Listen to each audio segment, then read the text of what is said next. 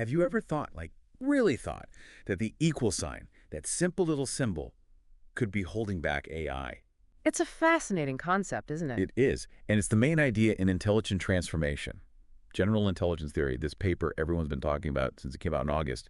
So we're doing a deep dive into their idea that intelligence isn't about things being equal, but about how they transform. It really challenges our usual thinking. A great example is Einstein's EMC also. Groundbreaking, yes, but it only tells us energy and mass are equivalent. It doesn't show the process how one becomes the other. So it's like we have a snapshot, but not the actual movie. We're missing the action in between. Exactly. And that's where this paper gets really interesting. They introduce a new symbol, a toast pronounced delta infinity omicron. You can think of it like a transformation engine almost. The O, the triangle, that's your finite steps, like in an algorithm. Then you've got whoa, infinity, representing that limitless potential for change. And finally, the circle Yeah. signifies that final, complete transformation. Okay, I'm with you so far. Yeah. But what's the connection to intelligence, whether we're talking about humans or AI? Their argument is that if we can truly grasp this Asia relationship, how one thing becomes another, that's the key to unlocking a deeper level of intelligence. Okay. They even call it a general language model, which is interesting because they're saying it goes beyond even math. It's about understanding change itself, not just calculating it. So it's not just saying A equals B, but understanding the whole journey of how A becomes B. Precisely. Imagine like a triangle smoothly morphing into a circle with infinite shapes appearing in between. That's a ways in action. And the paper suggests this constant transformation is closer to how intelligence itself works, you know? Our thoughts, our actions, they're all part of this dynamic flow. So that's a pretty mind-bending idea. But let's bring it down to earth for a second. Why should someone who isn't, say, building the next AI supercomputer care about all of this? Because this isn't just theoretical. Applying Rusira could be revolutionary. Imagine AI that's not just efficient, but elegantly so working, because it understands complex relationships at a much deeper level. Even fields like economics, often stuck with those static models, Yoshisa could completely change the game. So we could potentially see everything from AI to, like, our economic models become more sophisticated, more in tune with how things actually work in the real world. Exactly. The authors even link this to computer science, and get this, they propose that the most optimally efficient algorithm, meaning the absolute best we could ever create, would embody this Econoff relationship. It'd be working instantaneously across infinite dimensions with zero wasted time or resources. Zero time, infinite dimensions. Yeah. Hey, we're talking about sci-fi here. But okay, to bring us back down to earth for a minute, the paper does give us some concrete examples of how this issue actually works in practice, right? Like, I'm thinking about their concept of transformation parameters. Absolutely. They highlight how different fields already use these parameters without even realizing it, really. Like, take time.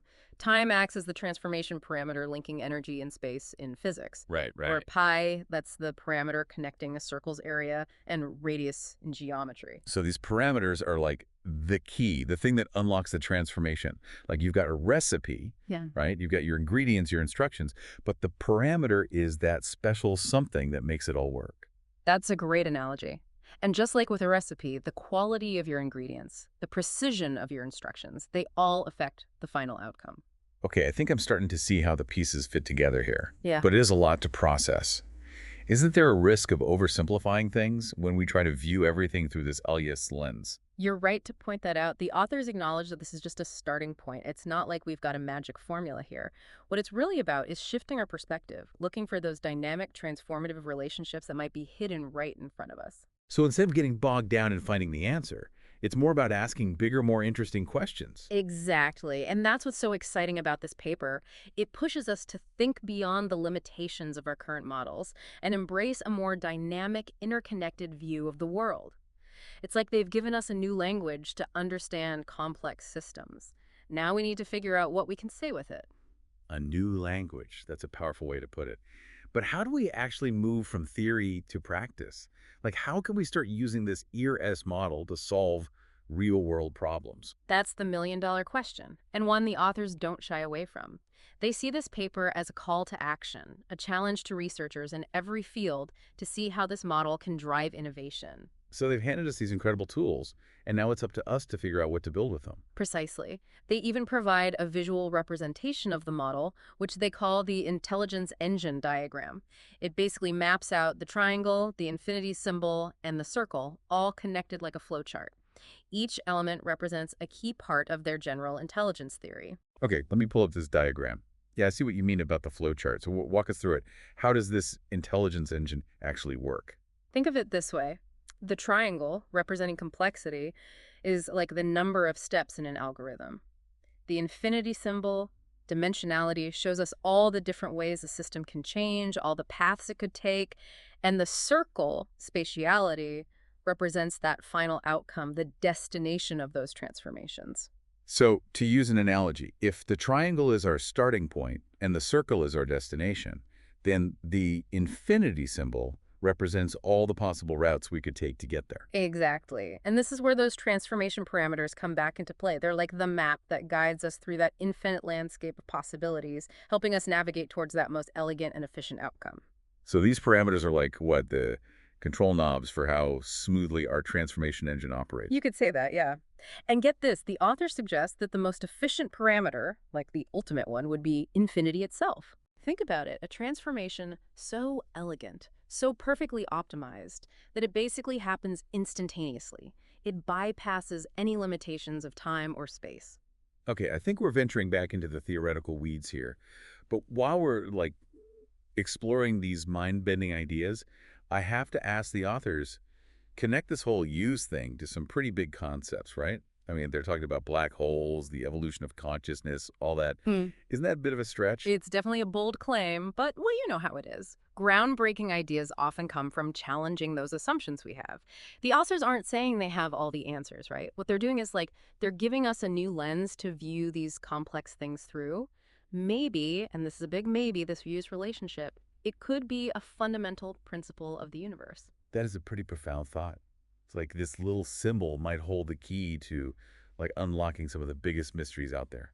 Right. And, whether their theory turns out to be completely right or not, even just asking these questions, exploring these possibilities, that's valuable in itself, makes us think differently, consider perspectives we might never have even thought about before. It's like that saying, what is it? The only way to do great work is to love what you do. Hmm. And these authors, they definitely love to think big. But I imagine this paper, it must be stirring up some debate in the scientific community. I mean, to say you've cracked the code of general intelligence, that's a bold move, to say the least. Oh, absolutely. And it's still super early. This paper is just the tip of the iceberg. It could spark a ton of new research and discoveries. So we could be looking at the start of a whole new scientific paradigm, a fundamental shift in how we think about intelligence and our place in the universe. Precisely. That's what makes this deep dive so exciting, right? We're not just talking about a new theory, we're talking about a whole new way of seeing the world, understanding how everything is connected. It's like they've handed us a new pair of glasses, and suddenly everything's clearer, more vibrant. We see connections we never even imagined before. I like that analogy. And like with any new pair of glasses, it might take a bit to adjust to this new way of seeing things. But once we do, the possibilities are endless, really. So where do we go from here? Let's say we accept their premise that as is at the heart of intelligence. How do we actually use this knowledge in a practical way? That is the million-dollar question. And the authors, they're upfront about not having all the answers. They see this paper as like a call to action. Researchers in all these different fields, they need to start thinking about how we can use this model to actually solve problems, create new things. So it's like they've given us this amazing tool, and now it's up to us to figure out what to build. Exactly. Think about the possibilities. We could apply this to develop, say, more efficient renewable energy, design personalized medicine that really works with the body's natural processes, even revolutionize education, really change how we learn. So instead of just memorizing facts, we could teach kids to think in terms of relationships, to see how everything is connected, just like this Eisen model does. Now you're getting it. This Okay. isn't just about building smarter machines. It's about expanding our own minds, our own understanding. It's about seeing the world in a more holistic way, right? Recognizing that everything is in a constant state of transformation, just like that triangle morphing into a circle. And just like that transformation, the possibilities are truly infinite. So, wow, we've covered a lot of ground, haven't we? From questioning the humble equal sign to unlocking the secrets of the universe all in one deep dive. I guess what I'm taking away from this whole East model is it's really about understanding change, right? Embracing the fact that everything is dynamic. That's a great way to put it. It's about moving beyond those static definitions, those rigid categories, and really seeing the fluidity, the interconnectedness of everything. It's like instead of just studying a single frame of a film, we're now watching the whole movie, you know? This East lens, it lets us see the entire story unfold. And that story, it's got incredible potential, not just for science, but for how we approach every challenge in our lives. So how do we actually start thinking in terms of fact? Like, how do we take this abstract idea and use it to solve problems, to be more innovative? Well, the authors, they have this really interesting thought experiment. They ask, what if we could actually build an algorithm, an intelligence engine, as they call it, that completely embodies this Hoyer principle? Okay. And this algorithm, it wouldn't just be efficient, it would be like elegantly efficient, working with zero time complexity. Basically, it would be able to instantaneously transform inputs into outputs. So instead of just crunching numbers and following some pre-programmed rules, this intelligence engine would actually understand relationships, transformations, like on a fundamental level, almost like you're teaching a machine to think, not just compute. Exactly. It would be a whole new kind of AI, one that's more like human cognition, fluid and adaptable. Now that's a future I'm definitely excited to see. But in the meantime, what can we do, like in our everyday lives, to start using the search mindset? Start with curiosity. Start paying attention to the transformations happening all around you, big or small. Like, how does a seed actually become a tree? How does a single idea turn into a movement? Remember, everything is in a state of flux, of becoming. It's about looking deeper, asking more questions, and being open to seeing the world in new ways, right? Exactly. And that's really the power of this Erkin concept. It's not just some new theory, it's an invitation to think differently, to imagine a future where, well, the possibilities are endless, really. Well, I don't know about you, but my mind is definitely buzzing with ideas.